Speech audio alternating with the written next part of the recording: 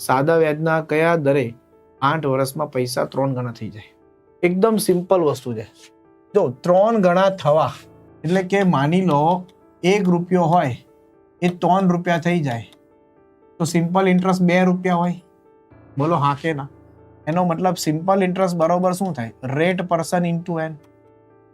Rate person into N. એનો મતલબ અહીંયા 8 વર્ષ છે, અહીંયા 2 છે, અહીંયા રેટ પર્સન છે. 2 ચોક 8 થાય. રેડી? 2 ચોક 8 થાય ને આ નીચે જાય એટલે 1/4 થાય ને. બરાબર છે. 1/4 નો મતલબ શું થાય? 25%.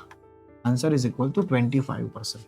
બરાબર છે. હંમેશા ધ્યાન આપજો. ગણા થવા જેટલા ગણા થાય ને, જો ડાયરેક્ટ વિચારવું હોય તો જેટલા ગણા થાય એનાથી 1 ઓછું લેવું. 1 ઓછું એ હંમેશા વ્યાજ આવે. એ ઓછું વ્યાજ આવે. 3 ગણા હોય તો 2 ગણું લેવું. બરાબર છે.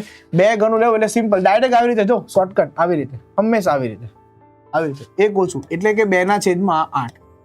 બરાબર છે. 1/4 ગુણ્યા 100 કરો એટલે સીધા 25%.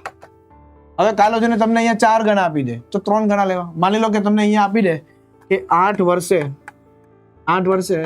4 ગણા થાય તો આપણે શું લેવા? 3 લેવા. તો 3/8 ગુણ્યા 100 તો કેટલું વ્યાજ આવે? 37.5%. આવી રીતે પણ કરી શકાય છે. જેટલા ગણા આપે એનાથી 1 ઓછું લઈ લેવું. 5 ગણા આપે તો 4 ગણું લેવું, 4 ગણા આપે તો 3 ગણું લેવું, 3 ગણા આપે તો 2 ગણું લેવું, 2 ગણા આપે તો 1 ગણું લેવું. સમજાય?